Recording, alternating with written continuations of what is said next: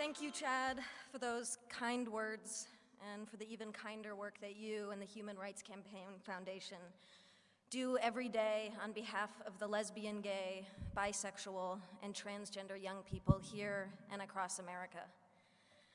It is such an honor to be here at the inaugural Time to Thrive conference, but it's a little weird too. Here I am in this room because of an organization whose work that I deeply, deeply admire. And I'm surrounded by people who make it their life's work to make other people's lives better, profoundly better. Some of you teach young people. Some of you help young people heal and to find their voice. Some of you listen. Some of you take action. Some of you are young people yourselves, in which case it's even weirder for a person like me to be speaking to you. It's weird because here I am, an actress representing, at least in some sense, an industry that places crushing standards on all of us.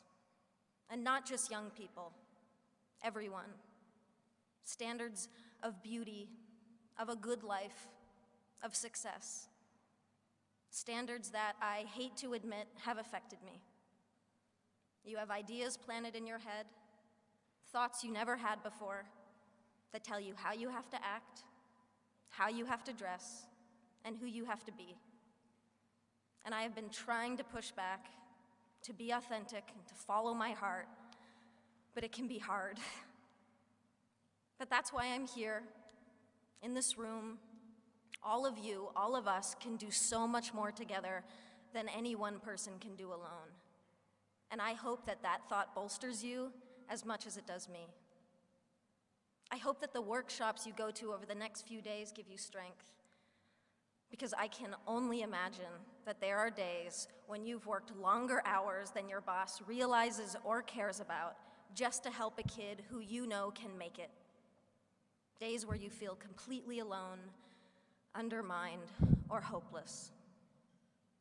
And I know that there are people in this room who go to school every day and get treated like shit for no reason. Or you go home and you feel like you can't tell your parents the whole truth about yourself. And beyond putting yourself in one box or another, you worry about the future, about college, or work, or even your physical safety. And trying to create that mental picture of your life, of what on earth is going to happen to you, can crush you a little bit every day. And it is toxic and painful and deeply unfair. And sometimes it's the little insignificant stuff that can tear you down. Now, I try not to read gossip as a rule, but the other day, a website ran an article with a picture of me wearing sweatpants on the way to the gym. And the writer asked, "Why does this petite beauty insist upon dressing like a massive man?"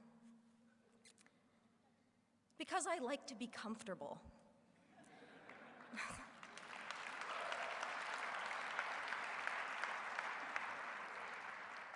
There are pervasive stereotypes about masculinity and femininity that define how we're all supposed to act, dress, and speak, and they serve no one.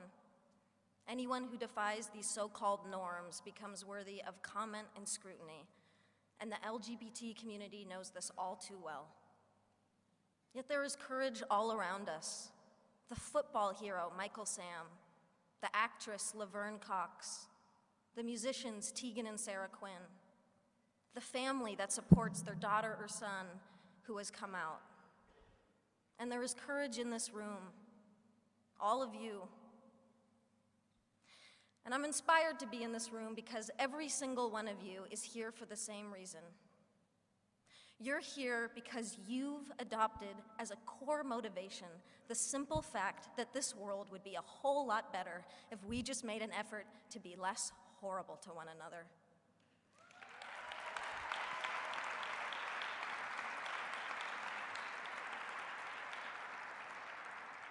If we took just 5 minutes to recognize each other's beauty instead of attacking each other for our differences, that's not hard.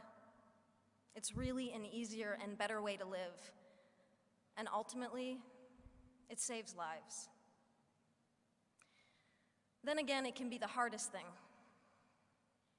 because loving other people starts with loving ourselves and accepting ourselves. And I know many of you have struggled with this, and I draw upon your strength and your support in ways that you will never know.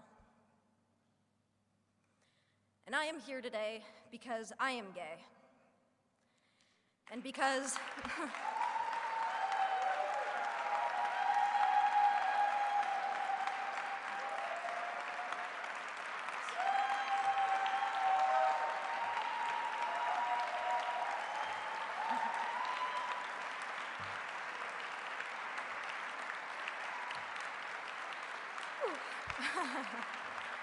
thank you.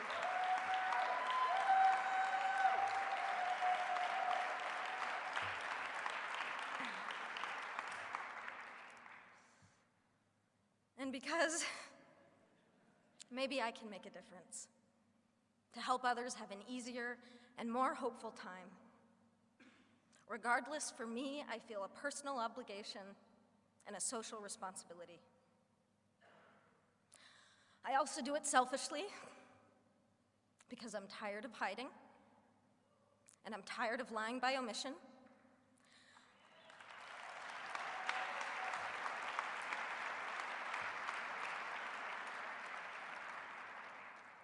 I suffered for years because I was scared to be out.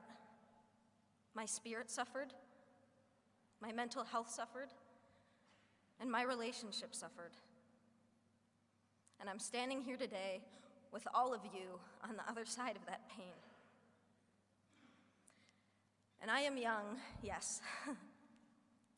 But what I have learned is that love, the beauty of it, the joy of it, and yes, even the pain of it, is the most incredible gift to give and to receive as a human being. And we deserve to experience love fully, equally, without shame and without compromise. There are too many kids out there suffering from bullying, rejection, or simply being mistreated because of who they are. Too many dropouts, too much abuse, too many homeless, too many suicides. You can change that, and you are changing it. But you never needed me to tell you that. And that's why this was a little bit weird.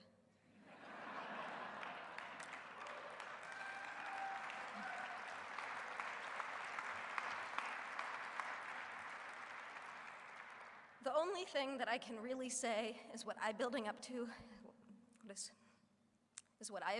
building up to for the past 5 minutes. Thank you. Thank you for inspiring me. Thank you for giving me hope. And please keep changing the world for people like me. Happy Valentine's Day. I love you.